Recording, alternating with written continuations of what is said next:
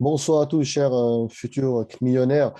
Une petite vidéo sur un trader, tout ce qui est DAX, 440, Dow Jones. Je vais vous présenter justement Alain. Alain, alors présente-toi un peu à dans notre chaîne, dans notre chaîne, pardon, FG Box.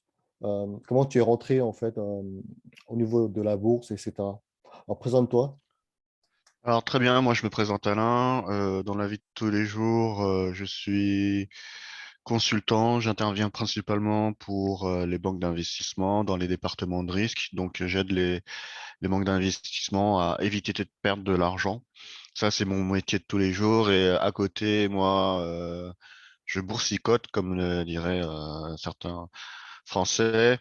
Et ça fait à peu près une dizaine d'années que je suis sur les marchés. Mm. Donc, Parce- mm. je me suis spécialisé dans le DAX et le Dow Jones. Et tu as fait des études, en fait. Quels sont ton background en termes de finance ou... Moi, en termes de background, j'ai un diplôme d'ingénieur et j'ai un D'accord. MBA en finance. Donc,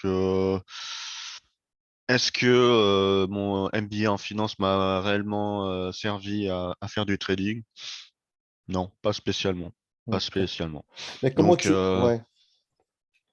Et comment tu es donc rentré en bourse, pardon, en bourse, alors comment toi tu es rentré en bourse? Pourquoi la comment je bourse? suis entré en bourse? Moi, en fait, l'une de mes motivations, c'était de gagner de l'argent.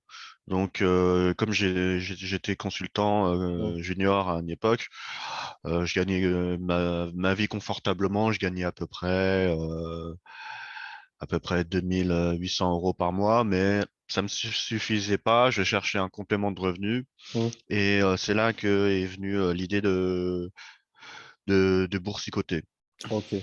Alors, mais quel type de compte en fait alors, tu as ouvert en termes de produits, des ETF, l'or, l'argent, le 440, euh, les commodities? C'est quoi alors? Quel type de compte? Alors, je me suis posé la question un petit moment parce que les frais, les Mm. frais de transaction, c'était quelque chose qui est un point majeur dans toutes les transactions ou choix d'investissement. Donc, tout ce qui est Boursorama, euh, j'ai trouvé ça cher à l'époque parce que à chaque fois qu'on achetait ou vendait, on avait des frais de transaction. Donc, psychologiquement, j'étais mal. Donc, je me suis tourné vers des brokers, Mm. donc plus orientés produits CFD. Mm. Donc, Et pourquoi en premier, CFD? Pourquoi CFD? pourquoi CFD? Alors, c'est une bonne question. Les CFD en eux-mêmes, c'est des produits dérivés. Donc, il y a un fort effet de levier. Donc, pour Mm. moi, l'idée, c'était de pouvoir gagner beaucoup d'argent en un très peu de temps, Mais ce c'est qui est très, en ouais. soi une très grosse erreur. Mais c'est très risqué également, oui. Et c'est très Ouais. risqué. Ouais. Donc, c'est pas, c'est pas des produits qui sont recommandés à tout le monde. Ouais, surtout que tu sais, sur le site de l'AMF, en fait, tu sais, j'avais vu, ils avaient fait des statistiques, en fait, Ouais, 80% à peu près. 80% des particuliers perdent de Ouais, l'argent. ouais, c'est ça. Donc, quand ils perdent, C'est ça. je ne sais pas si c'est des pertes négatives ou la perte totale de leur capital. Ouais. Mais plus de 80%, Mais ça fait combien d'années là que tu es à la bourse, en fait, dans la bourse? ça fait 12 ans maintenant. D'accord. Donc, euh, je pense que je fais partie de ces personnes qui ont perdu. Enfin, en Bon, tout cas, ouais. mon compte réel, je l'ai cramé plusieurs fois et Ouais, j'ai aussi gagné pas mal de fois. ouais. Mais est-ce que tu t'es formé, tu sais, au niveau les techniques de chartiste, c'est les stop loss, comment placer les stop loss, et ne pas faire n'importe quoi, tu vois. Tu t'es formé ça au niveau de la psychologie du trader? Alors, au début, euh, quand moi je tradais principalement en fonction des news parce que les indices sont très sensible C'est vrai. aux informations macro. Ouais, c'est vrai. Donc je lisais les news et je prenais des, des positions en fonction du Du- sentiment de ces informations-là. Ça a marché pas mal de temps, ça a bien marché. Ouais, Et le truc, c'est que j'avais très souvent des gains. ouais, ouais, Et le problème, c'est que quand on gagne beaucoup, on a ce qu'on appelle un excès de confiance. Donc, c'est-à-dire qu'on a envie de gagner de plus en plus ouais, et de ouais. prendre plus de risques pour gagner encore plus. En fait, ouais, c'est une lutte contre toi-même, en fait, c'est ça, hein. Tout à fait. C'est dur, en fait. Parce que la bourse, souvent, c'est que, en fait, tu suis les informations, c'est l'annonce de la Fed ou bien la Banque centrale européenne. Et en fait, tu anticipes un peu, par exemple, l'augmentation du taux ou la baisse des taux. Et c'est comme ça que tu prends des positions, c'est ça, hein. Exactement. Exactement. Oui, Moi, mes meilleurs coups, c'était pendant la crise grecque. Donc, à ce moment-là, en fait, il y avait beaucoup d'injections monétaires. ouais, Donc, sur les marchés, dès qu'on avait un appel d'injection monétaire, quantitative easing, ouais, ouais, on voyait que d'une minute à l'autre, on avait des grosses barres vertes quand on est sur les marchés, ah, euh, c'était une opportunité, c'est comme si il pleuvait de l'argent. ouais, Donc, ouais, quand on est dans le bon sens, c'est jackpot. ouais. Et tu as pris la pause à l'époque où, tu sais, quand la BCE, je crois que c'était à l'époque où l'euro avait dévissé, avait craché de 2000 points, tu sais, contre le CHF, quoi, je crois. C'était à l'époque, tu sais. Est-ce que tu avais pris des positions sur FX ou pas, ou tu n'as pas du tout joué, en fait, sur tout ce qui est devise? Euh, j'ai un peu joué sur l'euro-dollar. Hein. Donc, mais après, bon, je suis moins fan de l'euro-dollar. Ouais, Après, moi, je me dis, si je dois maîtriser un actif, j'en maîtrise quelques-uns et ouais. j'essaye de les maîtriser au mieux. Et Je quel, cherche ouais, pas à avoir, à connaître tous les indices. ouais. Et quel type d'indicateur tu mets, en fait, dans tes charts, dans tes graphiques, en fait, indicateurs? Alors, moi, j'essaye d'être le plus simple possible parce Ouais, que quand on dit indicateur, ça veut dire que ce sont des indicateurs. C'est pas c'est pas une on est science d'accord, exacte, on est d'accord, c'est pas une science véridique. c'est Donc, clair, c'est clair. mes indicateurs sont pas forcément des indicateurs que une personne autre lambda va comprendre ou utiliser. Donc, tout est une question d'interprétation. Les principaux indicateurs que j'utilise, c'est le RSI, Ouais, ok, les moyennes mobiles et les ouais, bandes de Bollinger. ok. Et les supports, tu utilises ou pas? Les points de pivot et tout ça? Alors, les points de pivot, c'est ce que j'utilisais avant. Ouais, Maintenant, j'utilise ce qu'on appelle le market profiling. ouais, c'est quoi? Donc, qu'est-ce que c'est le market profiling? En fait, sur, sur l'indice en lui-même, où on a différents niveaux. Donc, il y a des applications qui vont te permettre de euh, recenser tous les échanges qui sont à un certain niveau. Donc, par exemple, là, à l'heure où on tourne cet enregistrement, Ouais, le DAX il s'est crashé, il est à plus de 15 000 et quelques. Et l'idée, c'est de savoir quels sont le nombre d'échanges qui se situent à 15 000, quels sont le nombre d'échanges qui sont situés à 16 000, hmm, et de voir comment les opérateurs, quand je dis les opérateurs, ce sont les grandes banques d'investissement, à quel niveau ils se positionnent. C'est d'essayer de deviner hmm. à quel niveau les institutionnels se positionnent. Donc, le market profiling, ça aide un peu à ça pour avoir des idées de pouvoir se repérer où prendre ses points d'entrée et ses points de sortie.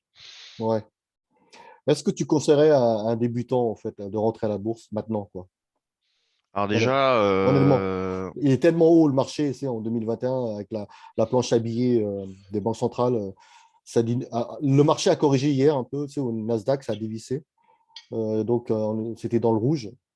Est-ce que tu conseillerais à quelqu'un de rentrer à la bourse maintenant, par exemple, en 2020, décembre? Alors, il faudrait déjà savoir que qu'est-ce que tu définis par un débutant. Donc, Bah, quelqu'un qui n'a pas, par exemple, tu sais, d'expérience dans la bourse, qui ne connaît pas vraiment, bah, qui veut s'enrichir et acheter, faire des allers-retours, buy, sell, tu vois, en scalping ou bien est-ce qu'il doit se former ou il peut se former lui-même, d'après toi, en fait? Comment tu penses? alors, la formation est très très très importante.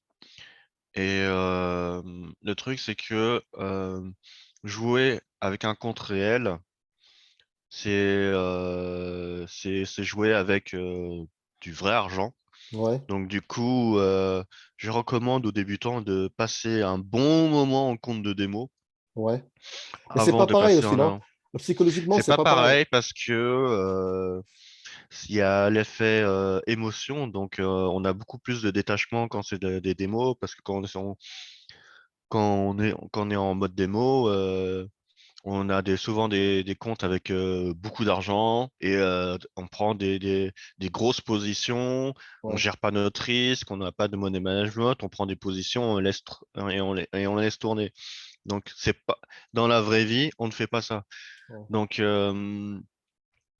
dans la vraie vie, il y a ce qu'on appelle le money management, c'est euh, combien de pourcentage de mon portefeuille je suis prêt à risquer pour gagner 1%, 2%, 3% et se définir des objectifs. ouais. Donc, quel que soit le marché, qui soit montant ou descendant, il y aura toujours une phase d'apprentissage. Le plus tôt, c'est le mieux. T'as- Est-ce que tu as démarré, toi, avec quel capital, en fait, de départ tu as démarré en bourse? Alors, 10 000, 5 moi, 000? en termes de capital, il faut déjà savoir qu'est-ce qu'on se donne comme objectif. Donc, si c'est pour jouer euh, un jour sur deux Ouais, enfin, tout dépend de si on veut gagner 100 euros par mois, 1000 euros par mois ou 5000 euros, euros par mois. Donc, plus l'objectif est grand, plus tu as besoin de fonds. ouais, Donc, si tu as ton boulot et que tu veux gagner une centaine d'euros, moi, je recommande d'avoir 5000 euros ouais. Mais, à peu euh, près. mais je crois que le margin a monté quand même, non? On va pas citer tu sais, le nom des brokers, mais je crois, il me Mm. semble que le margin, c'est les appels de marge, est cher quand même En pour fait, passer maintenant. c'est pas les appels de marge, c'est Non? les exigences en marge. Alors, Oui, c'est ça, exact. il faut savoir que chez certains courtiers, on peut avoir différents profils. En fonction de son profil, on Ouais, c'est va vrai. avoir une appétence au risque et donc ils vont exiger plus ou moins de marge. Donc, du coup, si on est fortement risque adverse, Ouais. ils vont demander énormément de marge et donc on pourra prendre que des petites positions et il faudra bien faire attention à être dans le bon Mais toi, sens. ils t'ont mis pro, toi, non? Parce que tu as fait des performances de malade, de fou, et je crois que tu es passé pro, non? Chez eux. Alors, C'est ça? moi, T'as un compte pro, quoi. quand j'ai commencé, il n'y avait pas cette notion de profil pro, Ouais, profil standard. Donc, je crois que c'était dans les régulations, je pense que ça doit être ça a dû apparaître dans les années 2014, quelque chose comme ça, où ouais, ils ont commencé à vouloir protéger les investisseurs. Et comme j'avais beaucoup de passifs, de passifs, donc du coup, j'étais passé directement en profil pro parce que on te passe un formulaire, tu réponds aux questions ouais, et ça veut définir si tu es pro ou pas ouais. en C'est- fonction de. Mais c'est pas en fonction de ton capital, non? Capital et tes transactions, non? Qui te passent Non, pro? non, non, non, non, non, non, non. Ah, c'est en fonction Il y des a là. questions. D'accord. Et en passant pro, tu payes moins de commission, c'est ça? Alors, il y a l'aspect exigence De spread. de marge. Ouais, En fait, c'est les profils investisseurs expérimentés. Et en fait, il y a une certaine gamme de traders. comme ils font beaucoup de transactions, Ouais, ils appartiennent à un club élite chez certains broker. courtiers, Ouais. brokers. Et du coup, en fait, on a des avantages. Hmm. Donc, on a des spreads encore plus serrés. Enfin, Ouais. on a le même spread. En fait, on a toujours le même spread, mais on a comment j'appellerais ça? On a une partie du spread qui est remboursée. Donc, Ah, en commission. En fait, ils te payent des commissions, c'est ça? Ils te remboursent. on me rembourse une partie. Donc, c'est comme si que on retournait, réduisait mon spread. Ouais. Donc, plus tu trades, plus tu gagnes de l'argent. Et en fait, plus tu reçois également du commission parce que tu as tradé beaucoup, En en fait. fait, les courtiers, ils gagnent en ayant des allers-retours. Donc, Ouais. plus tu fais d'allers-retours, plus ils vont gagner d'argent. Et pour t'encourager à faire plus d'allers-retours, ils sont prêts à renier sur un petit peu sur leur marge pour que tu gagnes pour eux gagner Ouais. un peu plus d'argent si tu fais plus de volume Ouais. Ouais. et, et par la même occasion, toi, réduire tes coûts de transaction. Et donc, c'est pas full-time ce que tu fais. Tu fais du part-time en trading alors. Temps partiel, quoi. Alors, Ouais. moi, j'en fais en part-time. Donc, je le fais en fonction C'est dur, non? De travailler en même temps et de faire du trading, je veux dire, c'est très compliqué. Donc, Hmm. moi, ce que je fais, c'est que je fais les ouvertures. Ouais. Donc, quand je peux, je fais les ouvertures européennes, donc le DAX, et ouverture new-yorkaise, le Dow Hmm. Jones. Donc, entre 9 heures et 10 heures, Ouais. et de 15h30 jusqu'à 17 heures, D'accord. principalement. Et c'est quoi ton objectif à long terme? En fait, tu replaces ton argent dans les actifs, je sais pas moi, dans l'immobilier, dans les cryptos. C'est quoi ton objectif à long terme? Alors, mon objectif à long terme, c'est d'avoir un capital assez conséquent Ouais, pour pouvoir être à full time dessus. ouais, Donc, viser les centaines de milliers d'euros. ouais. Donc, ce qui est un objectif qui est parfaitement réalisable. Ouais. Et t'as jamais fait d'options, toi, comme Jérôme? Je sais que Jérôme, il joue que sur les options. Apparemment, je vais faire une vidéo sur lui justement plus tard là. Mais apparemment, son portefeuille se cartonne, hein. J'ai vu son portefeuille d'options là. Tu sais, il a accumulé pas mal d'argent via, tu sais, le PEA. En fait, il a ouvert un PEA et donc il utilise en fait l'argent du PEA pour trader sur les options quoi, de call, de put. Et ça marche assez bien. Toi, tu n'as jamais fait d'options, toi, de ton côté? Alors, je n'ai pas eu l'opportunité tout simplement parce que j'ai pas vraiment recherché des produits optionnels Ouais, sur mon broker.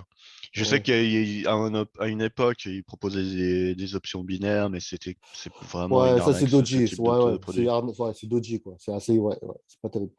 Et par exemple, toi, qu'est-ce que tu penses de tu sais, le marché des cryptos en ce moment? Crypto-monnaie, Bitcoin, tout ça. Est-ce que tu as investi ou tu n'as pas du tout regardé ou tu as loupé vraiment le bull run de 2021? Ah, si on devait que parler de 2021, Ouais, parce que c'est. il y a beaucoup de choses à dire hein, sur le monde des cryptos. Ouais, vas-y, vas-y alors. Alors, moi, ce que j'en pense, c'est que les cryptos, c'est l'avenir, Ouais, mais pas toutes les cryptos. Donc, on a le Bitcoin qui est la crypto de première génération qui, pour ouais, moi, c'est le dinosaure. ouais, Maintenant, beaucoup on pense que c'est une valeur refuge. ouais. Aujourd'hui, il a quoi? 50, je crois qu'il a 50 40, 000 dollars, 47 000, 46 là. 000. Ouais, vers là, 47 897 dollars en ce Il moment. y en a beaucoup qui s'attendent à ce qui touche 100 000 dollars. Ouais, ouais. C'est leur conviction. Moi, je suis pas. T'es pas sûr? Je- c'est pas que je suis pas sûr, mais la question c'est quand. Ouais, Peut-être on va faire repointer la TH à 68K, retoucher les 80 et juste en dessous retomber. Je suis pas certain parce que maintenant les investisseurs, enfin. Ouais. Ils n'ont pas envie de faire une performance fois 1,5, fois Mais 2 limite. ouais, bien sûr. Ils vont plutôt. Mais quel type de crypto, toi, alors, tu vas investir? Si tu t'intéresses déjà tu sais, au blockchain, au projet blockchain, quel type de crypto, toi, tu penses que ça. Moi, euh, quel type de crypto? Alors, à une époque, je pensais que l'Ether serait une bonne crypto parce qu'en fait, ils avaient implémenté les Ouais, smart contracts. ouais, ouais, Et les smart contracts, c'est l'équivalent des contrats futurs sur les marchés financiers. Mais le problème de l'Ether, c'est que il y a extrêmement de frais de transaction. Donc, ouais, c'est ça, quelque c'est chose qui est vraiment n'importe quoi. Ouais, c'est handicapant. clair, c'est clair. Et un autre de ses concurrents, c'est Solana. Ouais, Donc, je pense Solana. que Solana, ça peut Cartonne, être hein. une très bonne alternative. Ça peut cartonner. En ce moment, il y a les valeurs du métaverse. Ouais. Tu Euh, regardes, tu as euh, suivi un peu Metaverse? Sandblock, Decentraland, tout ça, là. Tu as un peu suivi Facebook, Metaverse et tout, Meta. alors moi, dans mon passé, je me souviens d'une application. Ouais, Je sais pas si on peut appeler ça une application ou un jeu qui s'appelait Afterlife. ouais, je me rappelle. Donc, c'était pour moi, je comprends pas, hein, je suis pas expert dessus. Hmm. En gros, c'était aussi un univers virtuel Ouais, où chacun avait un espace limité. Donc, il y avait une histoire comme quoi il y avait une femme d'affaires qui avait acheté des terrains sur Afterlife et qui a revendu par petits lots les terrains virtuels pour plusieurs milliards de dollars. ouais. Donc, ce qui se passe actuellement sur le métaverse, ça m'étonne pas. Hmm. Mais est-ce que c'est pas un effet de mode? Donc, on a vu que Facebook, nouvellement Meta, 10 000 quand même. voit, 10 000 personnes. Ouais. ils Embauchés, ouais. vont, ils vont énormément investir. Ouais, Est-ce que c'est vraiment quelque chose qui va recartonner? Je ne sais pas. ouais. Mais je Ouais. sais qu'il y a des gros investissements. Donc, Donc, tu vas investir ou pas dans les projets? ça serait vraiment dommage de ne pas investir. Ouais. De pas louper, quoi. Hmm. Mais qu'est-ce que tu penses? Tu sais, il y a le membre de la Fed là, qui a dit que Bitcoin, c'est l'or digital, numérique, en fait. Qu'est-ce que tu penses de ça? Tu penses que c'est vrai ou parce qu'il y a 21 millions, tu sais, on est des milliards sur Terre, tu sais, c'est pas encore utilisé par tout le monde, hein, Bitcoin. Donc, l'or digital, qu'est-ce que tu en penses de ça, l'or? Par rapport à l'or physique, parce que l'or physique, c'est compliqué, quoi, de vendre, d'aller, de, Bah de, déjà, de trimballer avec l'or l'or en physique. lui-même, c'est la grande question, c'est la grande question de l'unité et de la tangibilité du Bitcoin. Parce Ouais, que l'or en lui-même, c'est une matière première où on peut faire des bijoux, c'est utilisé dans les composants électroniques, ça sert à plein de choses. ouais. Donc il y a une réelle utilité. Le Bitcoin euh, aujourd'hui, hein, dans la vie de tous les jours, je ne l'utilise pas pour m'acheter ma baguette de pain. Oui, bien sûr. Peut-être d'autres cryptos Et ou tu as entendu parler de mais El Salvador. Tu as entendu parler? El le Salvador. Salvador, oui. Mm. Alors, en fait, ce qu'ils ont prouvé, en fait, ils ont montré que c'était possible. Parce que le problème des bitcoins, c'est les transactions, c'est très faible taux de transactions par seconde, ce qui fait qu'il y a eu des développeurs qui ont créé Lightning Network. Mm. C'est un layer 2 en fait, c'est une sous-couche, une deuxième couche. C'est comme Polygon, Matic Polygon qui a fait ça pour la blockchain Ethereum, lorsque le trafic était tu sais, saturé. Donc, en fait, ils ont créé Polygon pour un peu désengorger Ethereum. Alors, le Lightning Network, ça a été créé pour également gérer les petites transactions, justement pour les paiements, acheter du pain, aller faire ses courses, etc. Ce qui s'est passé, c'est que El Salvador, ils ont voté une loi qui, qui déclare que Bitcoin est la monnaie légale du pays et le dollar, en fait. Donc, il y a deux monnaies au El Salvador. Et ils ont prouvé là-bas que, en fait, ça marche. dans le sens où ils ont créé un portefeuille, en fait, deux portefeuilles. Un portefeuille pour les locaux qui habitent là-bas, résidents fiscaux, un portefeuille du gouvernement et un portefeuille qui s'appelle Bitcoin Beach Wallet. C'est pour les étrangers qui viennent en vacances et tout ça. En fait, tu peux transférer des bitcoins dans le wallet et si tu veux payer du pain, tu scannes le QR code et en fait, les transactions se feront sur le Lightning Network, en fait. Et ils ont prouvé que ça marche, tu vois. Ça marche, en fait, le Lightning Network. Donc, qu'est-ce que tu penses, toi? Tu dis, qu'est-ce que tu en penses de ça, alors, toi, Bah, ton avis? c'est ça peut être un bon cas d'usage. Maintenant, est-ce qu'ils vont l'étendre? Ça, Ouais. c'est juste le temps qui va nous répondre. Parce qu'en plus, tu sais que, tu sais, avec la crypto, maintenant, 2020, tu sais, tu peux faire du farming, du staking. Tu es au courant? Tu sais, le BTC, Mm. tu n'es pas obligé de garder dans ton wallet pour rien, tu n'as pas d'intérêt. Comme l'or où tu achètes, tu n'as pas de dividende. Si tu as un coût de stockage, l'or physique, le Bitcoin, eh ben, au lieu de le garder, par exemple, sur ton wallet physique, tu vas l'envoyer dans un exchange qui va le prêter et tu reçois 6% d'intérêt quand même, tu vois? Donc, c'est quand même... Bah déjà, il y a déjà la problématique du stockage sur un wallet à chaud. Donc, dernièrement, j'ai vu une news comme Oui, quoi hacking. Celsius Oui, s'est fait hacking. voler. Ouais, ouais. Donc, est-ce que c'est vraiment sécure? Je dirais qu'il faudrait pas mettre tous ces cryptos dans le même Wallet. exchange. Ouais. Bah, il y a toujours un risque en fait de se faire hacker. Même Binance, ils sont pas fait hacker en fait, c'est leurs clients qui se sont fait, tu vois, en termes de phishing. Mais il y a toujours un risque tu sais, de hacking. Hein. Il y a un risque. Donc Mm, mm. c'est pas nouveau hein, depuis 2014. Tu as l'exchange MTGOX, hein, pareil, euh, qui sont fait hacker. Donc ils ont perdu pas mal de bitcoins. Mais le problème, c'est que si tu ne prends pas de risque, bah, tu n'as pas d'argent, tu vois. C'est ça aussi. C'est le fait de prendre le risque un risque acceptable, bien sûr. Comme tu dis, il ne faut pas tout mettre l'argent dans un exchange et rien ne t'empêche de diversifier, tu sais, d'avoir plusieurs cryptos, tu vois, dans ton portefeuille et ne pas mettre que Bitcoin, bien sûr, et d'aller staker sur Binance et l'exchange se fait hacker, bah, tu perds tout, tu vois. Donc, c'est aussi ça le risque, en fait. Hein. Euh, c'est le problème du monde de la blockchain. Donc toi, c'est l'or numérique, non? Tu penses que c'est pas l'or numérique, le Bitcoin ou Pour comment? moi, je pense pas que ça soit l'or numérique. D'accord, Je ne d'accord. pense pas. Mm. Ouais. Moi, je pense, mais après chacun a son avis. Mais c'est clair que la performance de Bitcoin ne sera pas aussi élevée que les autres, comme Solana. C'est normal, parce que le prix, on est quand même dans les 47 000 à 60 000, c'est cher. Donc, vous voyez. Donc, même si ça atteint 100K, ça sera pas une super performance, en fait, comparé aux autres projets.